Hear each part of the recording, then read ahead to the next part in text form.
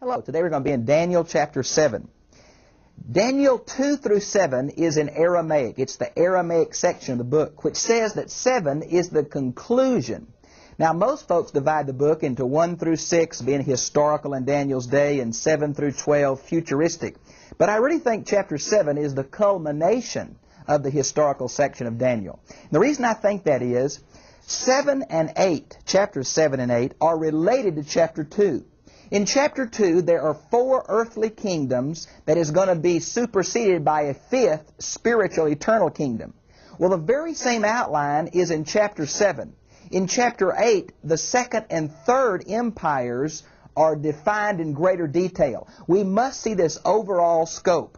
So the gold and silver and bronze and then iron and clay of chapter 2 is synonymous with the winged lion, the bear, the leopard, and the beast of chapter 7.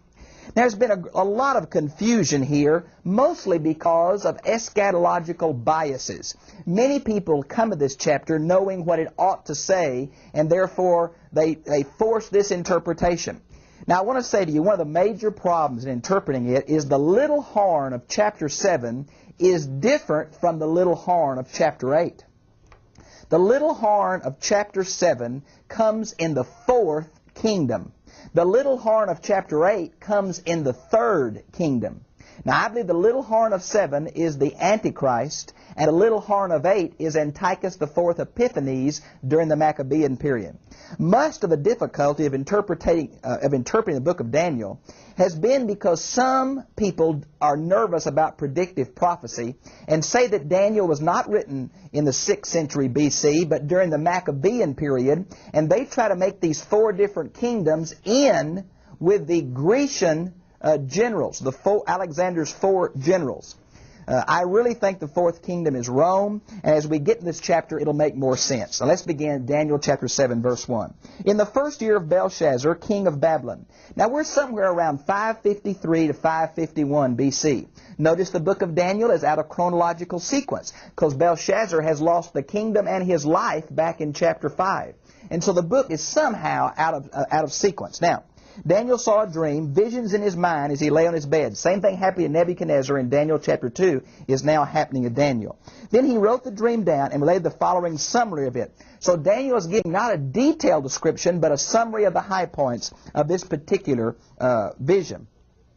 Daniel said, I was looking in my vision by night, and behold, the 4 winds of heaven. Now, 4 is the number of the earth. This seems to represent universal elements, possibly angelic. That's what Jerome says. Now, it's not so much that heaven is causing these nations to do this, but it seems like the world forces are in coagulation and confusion. And so he saw a sea with 4 winds blowing on at the same time. Notice we're stirring up forces beyond man and yet caused by the earthly fall. A great sea. Now, this great sea has been interpreted in several ways. Notice it's mentioned again as the sea in chapter 3.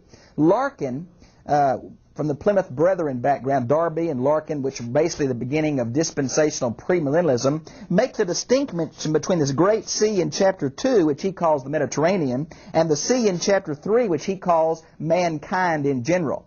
Now, really, I think what we have here is 4 basic interpretations. Number 1, the nations of the earth. You might well see Isaiah 17, 12, and 13, Isaiah 27, 1, Isaiah 57, 20, and Revelation 17, 15. That's a real possibility. Some say it's the Mediterranean Ocean when they use it literally, going back to Numbers 34, 6 and 7, and Joshua 9, 1. Scofield and Larkin thought it was unorganized mass of humanity. They take it from Matthew 13:47 and Revelation 13:1. Those who are more in the line of apocalyptic interpretations think it's the cosmic ocean of the creation account, and they go to Genesis chapter 1, verse 2. They go to Psalms 36:6, to Isaiah 51:10, and to Amos 7:4. I think it's a vision. It's just tumultuous waters, and out of this are going to come 4 beasts that represent kings and kingdoms. Now, and 4 great beasts were coming up from the sea, parallel to chapter 2. Remember that. Different from one another. Now, are they coming up simultaneously, or are they coming up one after another? Well, it seems they're going to be coming up one after another. They're in sequential order is what it seems. The first was like a lion that had wings of an eagle. Now, this we know is a symbol of Babylon that's been found on the gates and all of the Neo-Babylonian Empire of Nebuchadnezzar.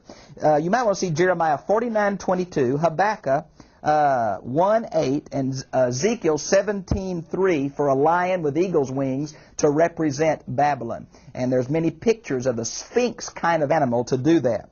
Now, the rest of verse 4 seems to describe something that happened to Nebuchadnezzar in chapter 4, where an animal mind was given to him, and he ate grass for a period because of his arrogance. And so the rest of chapter 4 seems to describe that chapter 4 experience of Nebuchadnezzar II, the Neo-Babylonian ruler. Now, in verse 5, we have the bear. Now, one resembling a bear, and it was raised up on one side. There have been several theories about this. Raised up as if walking, or raised up as if one part of the partnership was more important. Like, we think this is Medo-Persia, and Persia was more dominant than Media, and some think that's what it means here. Notice it had 3 ribs in its mouth. Now, some have said 3 meaning describe its viciousness.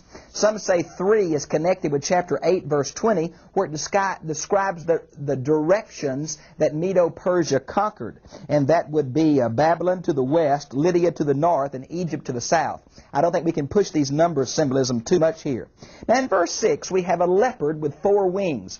The wings speaks of the speed. Now, because of that, we think it's Alexander the Great. It's going to have 4 heads, which seem to describe the 4 generals that took over after Alexander's early death. And so I think we have the Greek Empire here in verse 6 with the wings.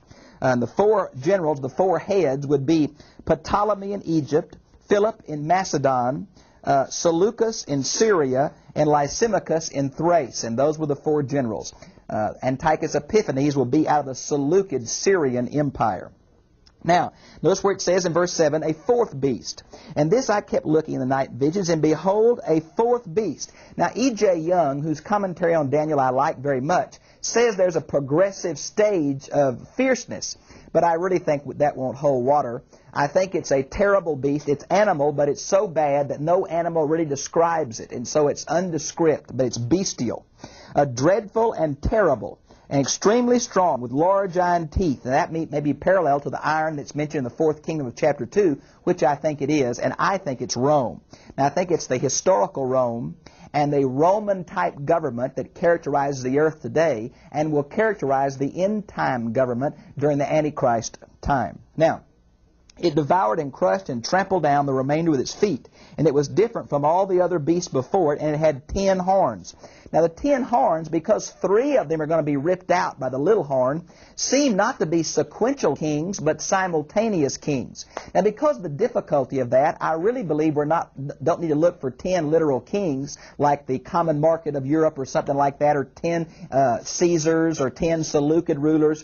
I think the number 10 speaks of completeness, and it means the complete number of kings, not sequential order here, because the 3 are going to be replaced by the 1. Now, notice it mentions, while I was contemplating the horns, behold, another horn, a little one, came up among them, and 3 of the first horns were pulled out by the roots before it. Now, that seems to speak of the veracity and power of this little horn. Now, this little horn, I think, is in the 4th kingdom, obviously, in chapter 7. I think it's a type of the Antichrist. Now, in chapter 8, there's going to be a little horn, but it's going to be in the 3rd kingdom, which would be Grecian, or the 4 generals following the Grecian period. I think it's Antiochus IV Epiphanes. And there's been a lot of confusion over that. You've got to see the difference, okay? Now, let's see. Okay, then verse 9. Now, the scene is changing from this 4 beasts and their control of the earth. Now we're moving to heaven, another scene. And I kept looking until thrones were set up.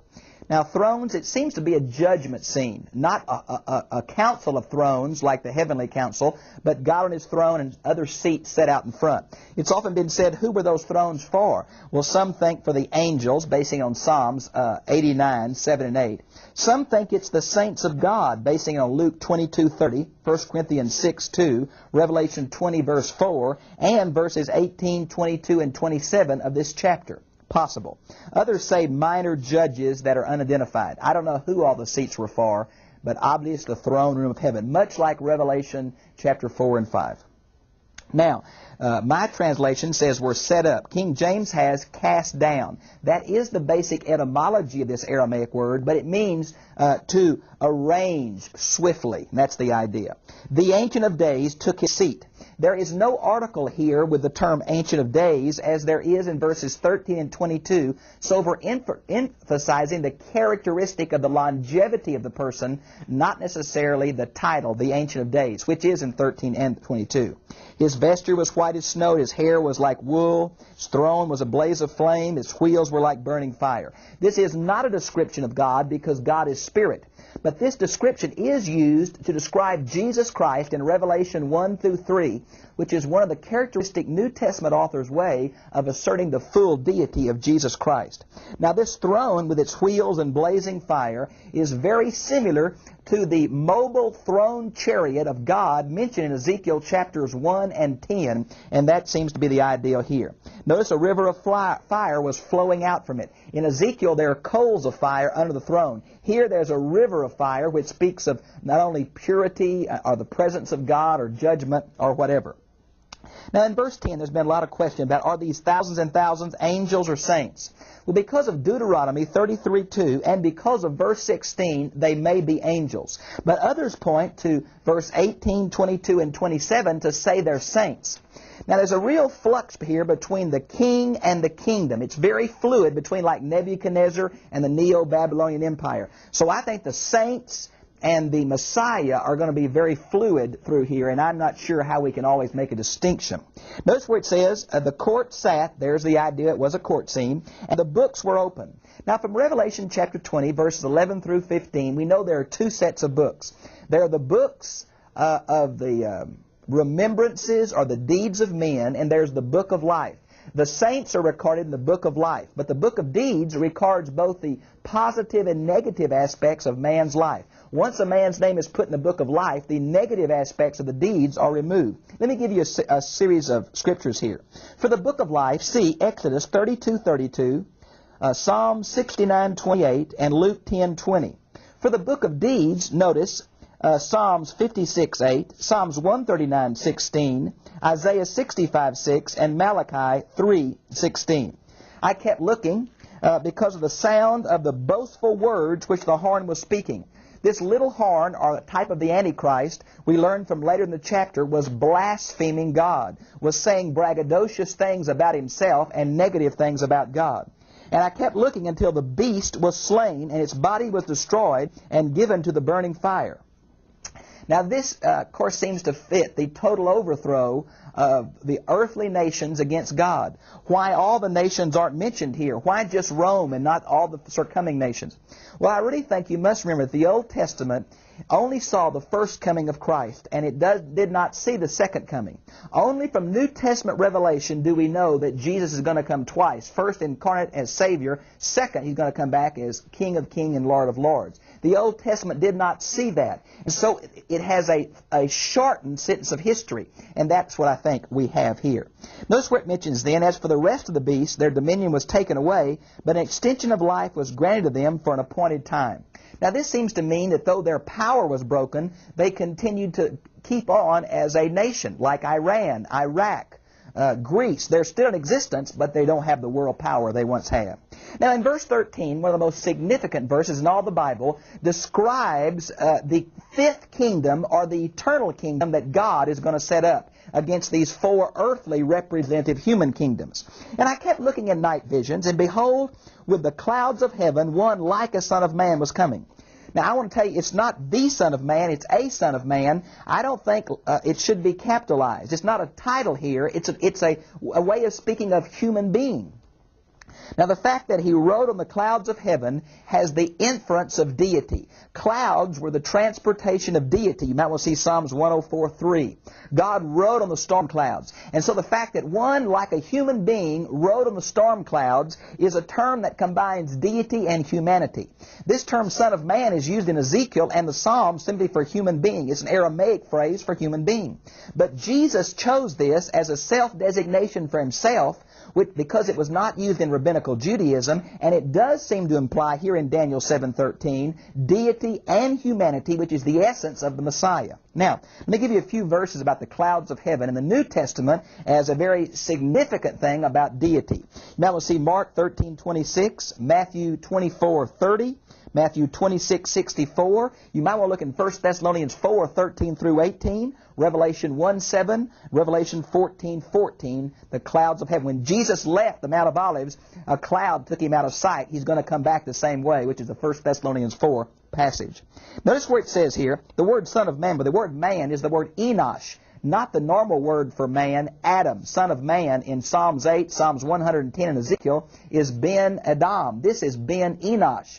And the root of the word means incurable. It may be the idea of Jesus taking on our nature and dying on our behalf. It's a different word there. The Ancient of Days is, of course, God the Father. Notice where it says, a kingdom was given to him, a glory and dominion over all peoples, nations, and men of every language, that they might serve him. Universality of the kingdom.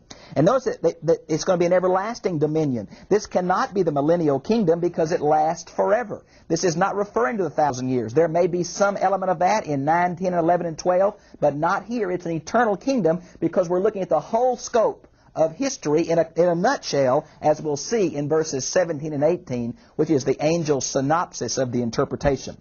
Notice where it says, as for me, Daniel, my spirits were distressed within me. 15 through 28 is going to try to describe the vision he had. And he looks around and finds apparently an angel in verse 16 and says, what does this mean? Explain this to me. Notice how brief the interpretation is of the angel. And we shouldn't add a whole lot more in here that the angel says this is the essence of this vision. Number one, the 4 in number are 4 kings who arise upon the earth. Okay, 4 kingdoms. Number 8, but the saints of the highest will receive the kingdom and possess the kingdom forever for all ages. Notice here, Larkin says this does not refer to the believers of the church, it refers to the Jews. Now notice how if you split Israel and the church and make that a presupposition all the way through here, you're going to have some wild interpretation.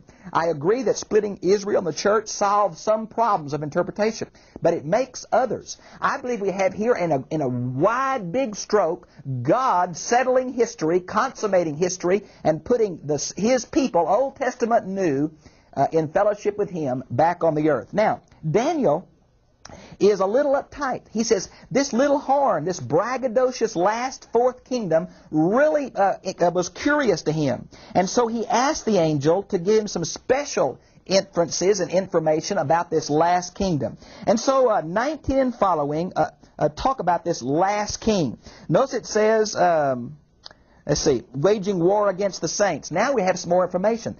During this last kingdom, this 4th typified by Rome, there's going to be persecution of the people of God. That's something new we learn. But notice it says in verse 22 that judgment was passed in favor of the saints. God's going to overcome this 4th earthly kingdom, and the saints are going to be put back in the place of preeminence and joy.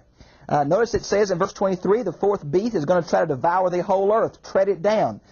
He's going to have control over the whole earth, but God's not going to let it happen for a long time. Notice in verse 25, he's going to speak out against the Most High and wear down the saints of the Highest One. And he will intend to make alterations in times and in law, and they will be given into his hand for a time and a half time.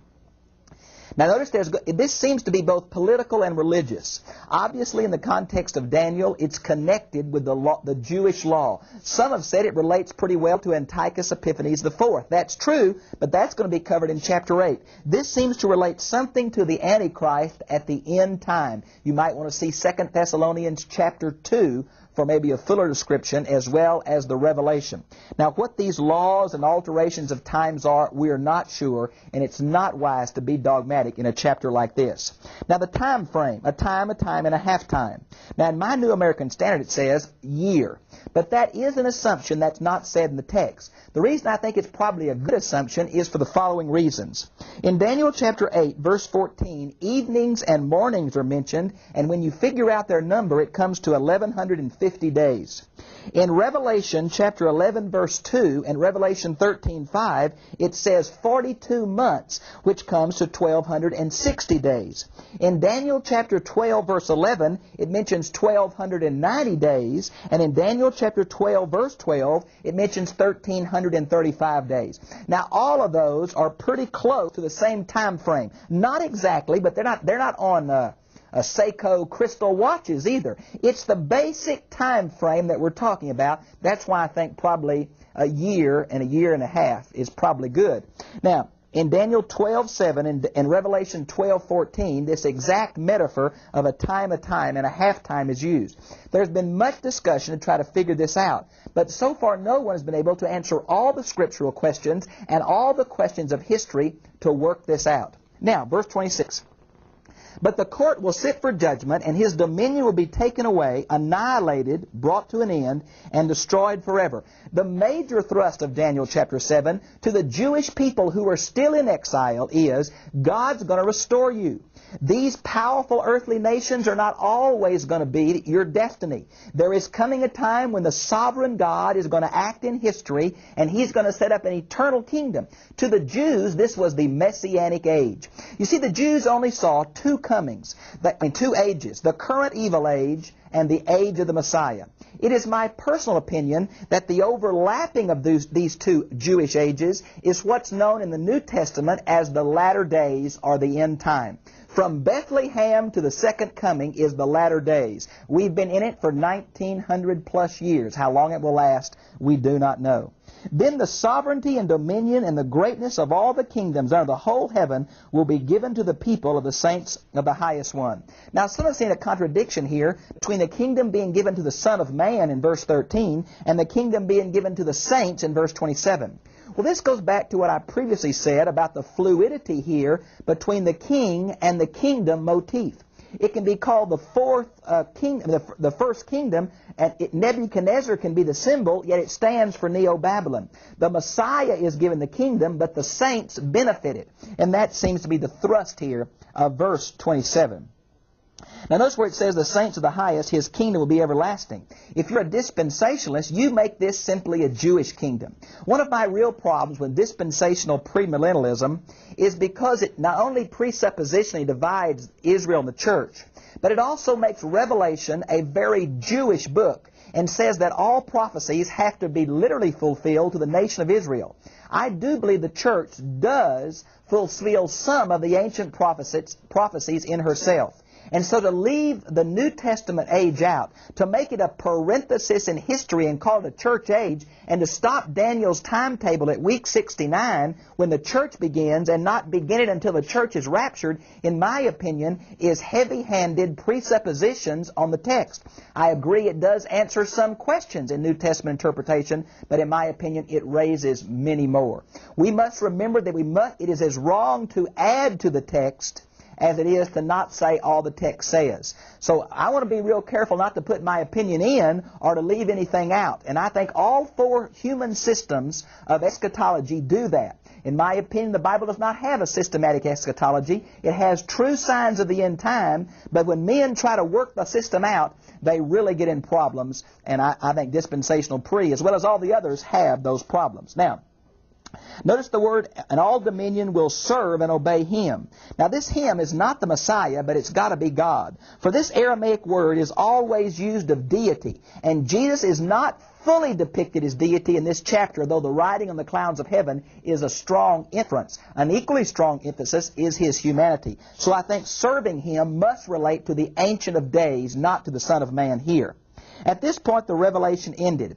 Now therefore, chapter 7 is a literary unit in itself. And I think because it's still in Aramaic, it consummates chapters 2, which really is a history of the Gentile nations.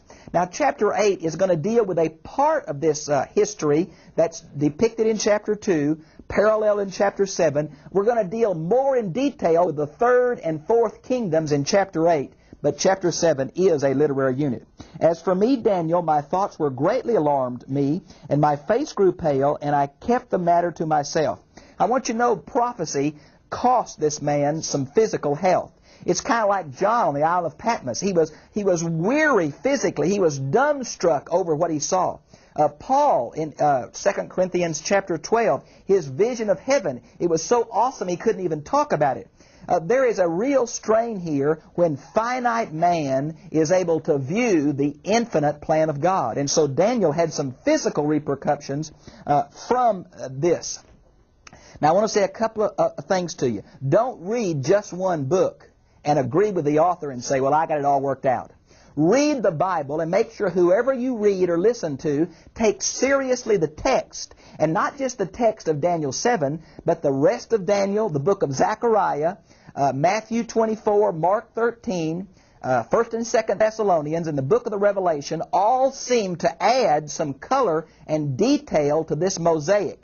And yet, we must be careful not to force our preconceived eschatological views onto the text. The text first must be allowed to speak. And once we have looked at it in context, then we can try to put the systematic whole together. So be careful of dogmatic systems. When someone tells you this is the only way it can possibly be, a little red light ought to start going off. When you take Scripture seriously, and the major thrust of this chapter is God is in control of history. He's a supernatural God that knows the end from the beginning. He is going to overcome all human and satanic opposition, and His people are going to be in an eternal realm with Him. Hallelujah. Praise be unto God. What a supernatural encouragement the book of Daniel was to the people in exile and to the people in every successive generation who've trusted in God as their Savior. I've enjoyed being with you, and I'll see you again, same time, same place, next week. God bless you.